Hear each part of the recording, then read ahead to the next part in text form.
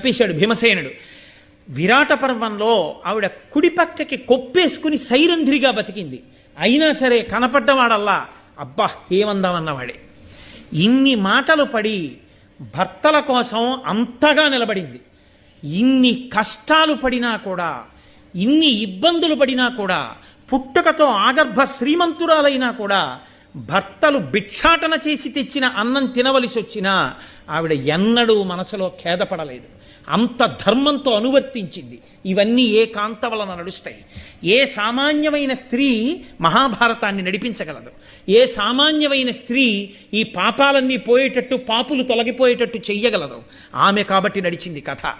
ఇంత గొప్ప ద్రౌపదీదేవి ఇన్ని కష్టాలు పడ్డా, అన్ని మాటలు ధర్మరాజు ద్యూతమాడినా, అరణ్యవాసం చేయవలసి వచ్చినా, అజ్ఞాతవాసం చేయవలసి వచ్చినా ఆవిడ కాబట్టి ధర్మరాజు గారి గురించి అంత గొప్పగా చెప్పుకుంది.